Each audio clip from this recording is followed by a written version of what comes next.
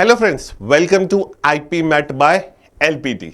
Basically हमेशा हम पढ़ाई की बात करते हैं, ठीक है, सक्सेस की बात करते हैं, लेकिन एक सक्सेस के लिए बहुत सारे एफर्ट्स भी लगते हैं। अगर मैं एक पेपर की बात करूं, जैसे आईपी मैट के एक पेपर की बात करता हूं, तो सर मुझे सक्सेसफुल होना, बेसिकली क्वेश्चन कहते हैं कि बच्चे कहते हैं कि सर पेपर कैसे क्लियर करें। तो पेपर क्लियर करने के लिए सबसे ज्यादा जरूरी क्या है? सबसे पहली जरूरी है कि पढ़ना, कि बहुत सारा पढ़ना पड़ेगा, बहुत सारी चीजें करनी पड़ेगी। लेकिन एक पढ़ाई को प्रॉपर स्ट्रैटेजी, पढ़ाई को एक प्रॉपर तरीके से करेंगे तभी हम सक्सेस को पा सकते हैं, तभी हमें पता चलेगा कि क्या क्या चीजें करनी होती हैं। अब वेगली आप किसी भी चीज को करते जाओ और आप उसमें नहीं सक्सेस पा रहे हो, ऐसा मोस्ट कॉमनली बच्चों के साथ होता है कि सर मैं बहुत सारे क्वेश्चंस लगाने की कोशिश कर रहा हूं, मैं बहुत सारे क्वेश्चंस लगाता हूं, लेकिन उतना इनपुट नहीं मिल रहा है, उतने तरीके से सही तरीके से चीजें नहीं बैठ रही हैं। अच्छा सर, मेरे को टॉपिक तो आ गया, लेकिन मैं कुछ एक्स्ट्रा क्वेश्चंस करता हूं या मॉक में करता हूं तो मेरे पास भी गलती हो जाती है। सर मैं मॉक दे रहा हूं, लेकिन वो गलतियां बार बार हो रही हैं, मैं नहीं मार्क्स ला पा रहा हूं, मैंने टॉपिक भी अच्छे से कर लिया। तो ऐसी बेसिकली पांच मिस्टेक्स के बारे में आज मैं आपके साथ बात करने वाला हूं, जो कि एक बच्चा अपनी आईपी मैट जर्नी के दौरान करता है। तो ऐसी मिस्टेक्स क्या क्या होती हैं, तो वो हम देखेंगे, हमको कैसे अवॉइड करना है हम उसके बारे में बात करेंगे, और कैसे हम अपनी पूरी जर्नी को सही से कर सकते हैं। सबसे पहली बात दिमाग में ये चीज आती है कि सर ये इसके लिए ये वीडियो देखने की क्या जरूरत है, हम इसको क्यों कर रहे हैं, ये तो क्या है, ऐसे ही है। तो एक इंग्लिश में बहुत अच्छी कहावत है, एक इंग्लिश में एक बहुत अच्छी सेइंग है बेसिकली।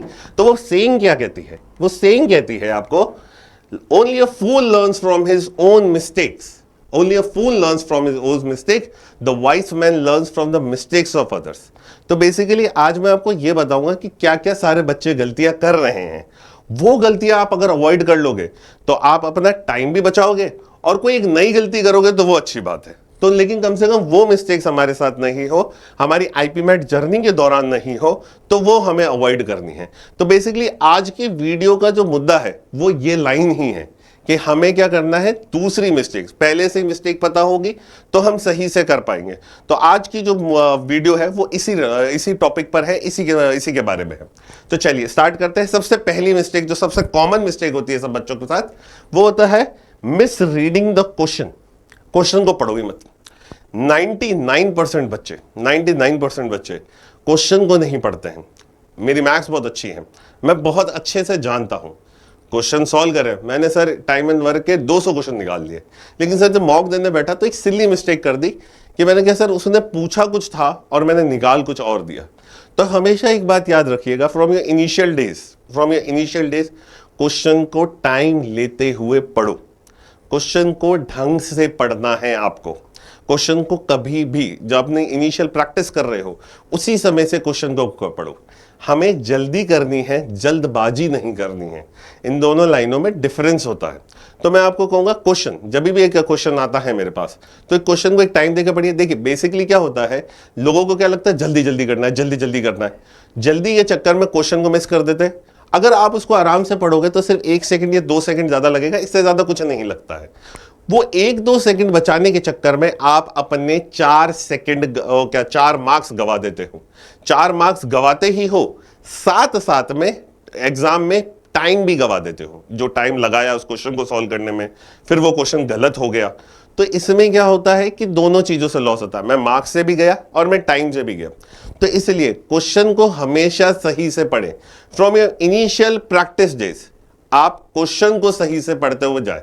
आप शुरुआत से अगर क्वेश्चन सही से पढ़ोगे और फिर उसके क्वेश्चंस लगाओगे कि मैंने 100 क्वेश्चन निकाल लिए, 150 क्वेश्चन निकाल लिए उस टॉपिक के, अब आप उसको जल्दी पढ़ना अपने आप ही शुरू कर दोगे। अब आपको वो टॉपिक आ चुका है, अब वो क्वेश्चन को हल्का सा रीड करोगे तो अभी वो चीजें आपको समझ में आने लग जाएंगी। तो हमेशा याद रखिएगा, इस मिस्टेक को सबसे ज्यादा होता है, तो इसको अवॉइड करना है। And the mistake is miss reading the question. आपको हमेशा क्वेश्चन को अपने सही तरीके से पढ़ना है। क्वेश्चन पढ़े बिना क्वेश्चन सॉल्व नहीं होता। क्वेश्चन को पहले फील करना है कि क्वेश्चन क्या रहा है, फिर उसमें सॉल्व करना है। ऐसा नहीं कि पूछा है फादर की एज और आप बेटे की एज निकाल के ऑप्शन करेक्ट करके आ जाओ और पता चला बाद में -1 हो गया। तो वो मिस्टेक नहीं हो, इसका ध्यान रखिएगा।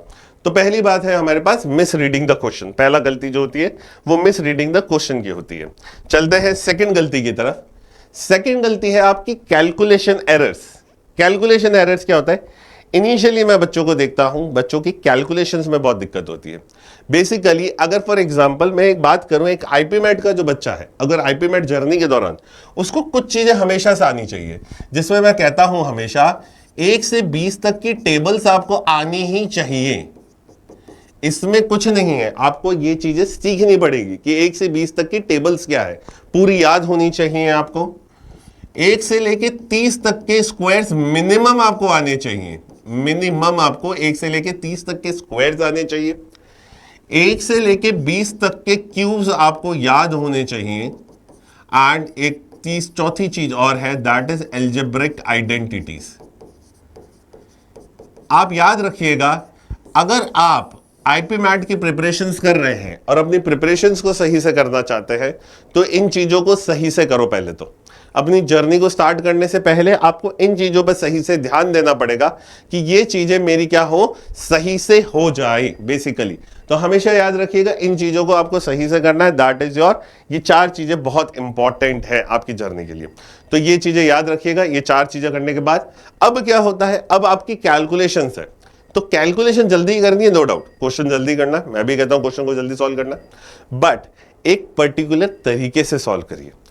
जब आपकी कैलकुलेशंस अच्छी होंगी तो आप क्वेश्चन को सही से रीड करोगे, फिर उसके बाद में उसको सॉल्व करोगे, तो वो सोल्यूशन में गलतियां होने के चांसेस कम होंगे।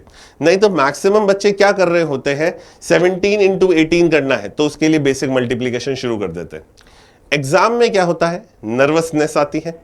नर्वसनेस की वजह से क्या होता है, क्वेश्चन में गलती होने के चांसेस ज्यादा हो जाते हैं। नर्वसनेस की वजह से 2 इंटू 3, 6 की जगह 8 लिख दिया जाता है। तो इसलिए ऐसी गलतियों को अवॉइड करें। तो इसके लिए क्या करना है, जब भी मेरी कैलकुलेशन गलतियां होती है तो मैं इसके लिए क्या कहता हूं, इन चारों चीजों को सही से करो और साथ साथ में दिन के 10 मिनट या 5 मिनट आपको अपनी सिर्फ कैलकुलेशन रिलेटेड चीजें यानी सिंप्लीफिकेशन के क्वेश्चन लगाइए। सिर्फ 5 मिनट अपने दिन के सिंप्लीफिकेशन के 5 क्वेश्चन लगा लीजिए और कुछ नहीं करना है। अगर आपने 1-1.5 महीने भी लगा लिया तो आपकी कैलकुलेशंस अच्छी हो जाएंगी।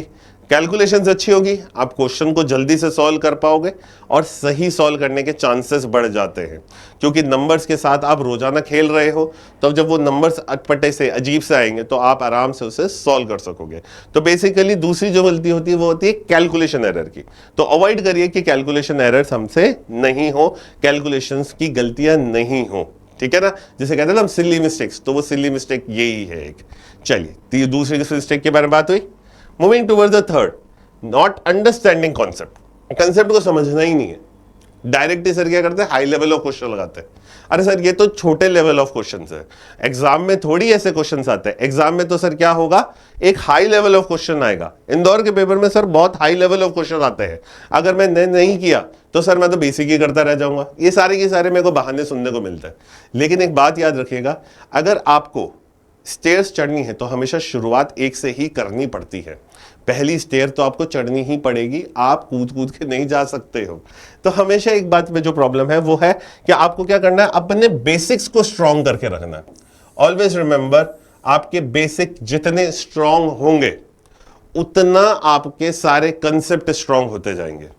बेसिक नहीं करोगे और direct high level of question में गए तो होगा क्या, कुछ कुछ क्वेश्चन तो चलो बन भी गए, मान लेते कि कुछ कुछ क्वेश्चन तो दोस्त की हेल्प से करके बना दिए, लेकिन बाद के कंसेप्ट में क्या होगा, बाद के क्वेश्चंस में क्या होगा, हर समय तो दोस्त मौजूद नहीं है।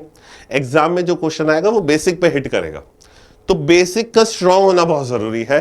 कोशिश करिए आपका बेसिक बहुत अच्छा हो। हमेशा हर एक टॉपिक को जब भी लगाओ तो हमेशा उसके फंडामेंटल से लगाते हो चलो, ठीक है। चाहे वो 1+1 हो चाहे 2+3 हो, कोई फर्क नहीं पड़ता। आप हमेशा कोशिश करें कि हमारे जो बेसिक्स है हर एक टॉपिक के, जैसे फॉर एग्जांपल मैं परसेंटेज की बात करूं तो परसेंटेज निकालना, व्हाट परसेंट, मोर, लेस, ये सारे परसेंटेज के जो बेसिक कॉन्सेप्ट होते हैं ये स्ट्रांग होने चाहिए। फिर आप आगे वोटिंग टाइप ऑफ क्वेश्चंस लगाइए, कुछ भी लगाइए, कोई फर्क नहीं पड़ता, लेकिन सबसे पहले उसको बहुत स्ट्रांग करिए, क्योंकि एग्जाम में वो हिट हमेशा बेसिक पे ही करेगा। याद रखिएगा, वो एग्जाम में हमेशा हिट बेसिक क्वेश्चन पे करता है। तो हमको कोशिश करनी है कि हमारे बेसिक स्ट्रांग हो। हर एक टॉपिक का बेसिक स्ट्रांग करिए और फिर उसको लगाना स्टार्ट करिए, तो this would help you out. तो जो तीसरी कॉमन मिस्टेक है वो है अंडरस्टैंडिंग द कॉन्सेप्ट की। Moving towards the next is your चौथी mistake, poor time management. Time management नहीं है, कैसे? सर मेरा इंग्लिश बहुत वीक है तो मैं पूरे दिन इंग्लिश ही पढ़ रहा हूं। सर मेरा ना मैथ्स बहुत स्ट्रांग है तो क्या करता हूं, मैं पूरे दिन मैथ्स ही पढ़ता रहता हूं। अच्छा, इंग्लिश में मार्क्स नहीं आ रहे अभी तक, लेकिन मैथ्स रेगुलर करूंगा मैं, मैथ्स चाहे कुछ भी हो जाए। तो बेसिकली जो चीज वैसे ही स्ट्रांग है तो उसको स्ट्रांग को इतना करने की जरूरत क्या है? तो याद रखिएगा, जब भी आप अपनी आईपी मैट जर्नी, अगर आपका कोई सब्जेक्ट आपका वीक है तो ऑलवेज रिमेंबर, आप अपने डिवाइड करें टाइम को क्या करें, 60% और 40% के दो रेशियोज में डिवाइड कर दो। जो टॉपिक वीक है वो तो आप उसको 60% ऑफ योर टाइम दो, और जो 40% टाइम है वो आप अपने क्या करो, स्ट्रॉन्ग सब्जेक्ट को दो। ये सब्जेक्ट वाइज बात करूंगा मैं। जैसे फॉर एग्जांपल मेरा इंग्लिश बहुत वीक है तो मैं अपने दिन का 60% टाइम अपने इंग्लिश को दूंगा और 40% टाइम मैथ्स को दूंगा। ऐसा नहीं है कि मैं मैथ्स को बिल्कुल ही इग्नोर कर दूं, नहीं, मैथ्स को मैं इग्नोर नहीं करूंगा, मैं मैथ्स को भी उतनी इंपॉर्टेंस दूंगा और रेगुलर करता रहूंगा। तो मैथ्स की वजह से तो जो मेरा स्ट्रांग है तो वो स्ट्रांगर हो जाएगा, और जो मेरा वीक है वो स्ट्रांग में कन्वर्ट हो जाएगा।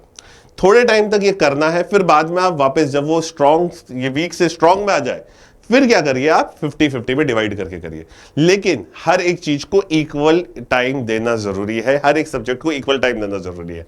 तो ये तो बात हुई सब्जेक्ट की पढ़ाई की जो आप रेगुलरली कर रहे हैं। पेपर के समय भी ये बात होगी, पेपर के समय भी आपको अपने टाइम को मैनेज करना पड़ेगा। आप जब मॉक्स की प्रैक्टिस करो तो कोशिश करें, या कोई भी क्वेश्चन का रिवीजन करो, ठीक है, तो जब भी रिवीजन करो तो एक टाइमर लगा के करो। क्वेश्चन को सॉल्व करो एक पर्टिकुलर टाइमर के अंदर। कोशिश करिए कि आप सही से उस चीज को कर पा रहे हैं। ऐसा नहीं हो कि मैं हर एक क्वेश्चन में 2-2, 3-3 मिनट दे रहा हूं तो पेपर पूरा नहीं हो पाएगा। तो पुअर टाइम मैनेजमेंट दो कंसेप्ट पे है। पहला तो आपकी पढ़ाई के ऊपर आईपीएमएट जर्नी के दौरान, आपके आईपीएमएट जर्नी के दौरान आप जब भी किसी कंसेप्ट को पढ़े, जब भी किसी सब्जेक्ट को पढ़े, तो अपने वीक सब्जेक्ट को 60% ऑफ द टाइम दें और 40% ऑफ द टाइम आपके स्ट्रॉन्ग सब्जेक्ट को दें। एंड जब पेपर करें तो पेपर में भी ध्यान रखें, किसी क्वेश्चन को ज्यादा टाइम मत दे देना। क्वेश्चन को हमेशा एक नॉर्मल टाइम में ही सॉल्व करने की कोशिश करें। चाहे वो उसका कॉन्सेप्ट बहुत अच्छा है, आपको बहुत अच्छा आता है, कोई बात नहीं, अगर वो क्वेश्चन मेरा टाइम ज्यादा ले रहा है मैं उसको छोड़ दूंगा और आगे बढ़ जाऊंगा, ये मेरे लिए ज्यादा जरूरी है। और एक और चीज मैं कहूंगा, इन सारे टाइम मैनेजमेंट में रिवीजन इज वेरी इंपॉर्टेंट। बचपन से एक मिथ चल रहा है। मिथ क्या है? मैथ्स एक बार पढ़ लो वापस नहीं पढ़ना पड़ता है। नहीं, अगर आप आईपी मैट की बात करोगे तो मैं कभी नहीं कहूंगा कि मैथ्स एक बार पढ़ लो वापस नहीं पढ़ना पड़ता है। तो इसलिए revision is really very important. जो भी टॉपिक्स हो गए हैं उनका टाइमली रिवाइज करो, उनको टाइम टू टाइम रिवाइज करते रहो। जैसे आज वीक 1 है, मैंने क्या कर लिया, मैंने क्लास के लेक्चर्स देख लिए, मैंने मेरे हैंडआउट्स कंप्लीट कर लिए, मैंने मेरा मॉड्यूल या बुक जो भी मेरे पास मटेरियल है वो मैंने कंप्लीट कर लिया है। अब वीक 1 में ये है तो वीक 3 या वीक 4 में मैं वापस उन क्वेश्चंस को, वापस उस चैप्टर को कहीं और से करना चाहूं, उन क्वेश्चंस को वापस करना चाहूं, आपकी मर्जी है। मैं क्या करूंगा, 10 क्वेश्चंस उसके हाथ से निकाल दूंगा एक बार, फिर वापस वीक 7 में फिर वापस 10 क्वेश्चन निकाल दूंगा। इससे वो टॉपिक क्या रहेगा, रिवाइज रहेगा, जिससे कि आप उस टॉपिक को भूलोगे नहीं तो ऐसा होता है कि सर पढ़ा तो था लेकिन अब भूल गए, तो वो वाली चीजें हट जाएंगी। तो याद रखिएगा इन तीनों चीजों के बारे में, पुअर टाइम मैनेजमेंट में याद रखना, जो कॉमन मिस्टेक सबके द्वारा होती है। Going for the next now is you are reviewing the mocks. ये बहुत इंपॉर्टेंट फैक्टर है। एक मॉक बहुत सारी चीजें सिखाता है आपको। एक क्या ड्यूटी रहती है, अगर मैं एक मॉक करता हूं तो मॉक करने के बाद में मेरी कोई ना कोई तो ड्यूटी तो रहती है ना। ऐसा थोड़ी मॉक कर लिया, मैंने बहुत सारे मॉक लगाए थे सर, मेरा सिलेक्शन फिर भी नहीं हुआ। अच्छा, एरर्स देखे थे? नहीं देखे कभी भी। तो याद रखिएगा, अपने मॉक को सही से एनालाइज करो, रिव्यू करो, साथ साथ में एरर लॉग्स बनाना स्टार्ट करो। याद रखिएगा, these error logs will help you out a lot। Error logs का मतलब कौन कौन से टॉपिक में गलतियां हो रही है। आज मैंने मॉक 1 लगाया, मेरे से रेशियो में बहुत गलतियां हुई सर, ठीक है, रेशियो में हुआ, टाइम स्पीड डिस्टेंस में गलती हुई। मॉक 2 लगाया, सर मेरे से रेशियो में गलती हुई और ज्योमेट्री में गलतियां हुई।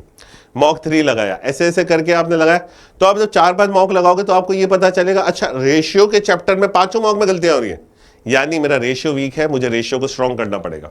चाहे मैंने उसको रिवीजन कर लिया, चाहे मैंने उसको सॉल्व कर लिया, मैंने बुक सॉल्व कर लिया, सब भी सॉल्व कर लिया, लेकिन वो क्वेश्चन मेरे से एग्जाम में नहीं हो रहा है, तो यानी उसका टाइम आ चुका है कि उसको वापस रिवाइज कर ले या उसको सही से वापस और कंसेप्चुअलाइज कर ले।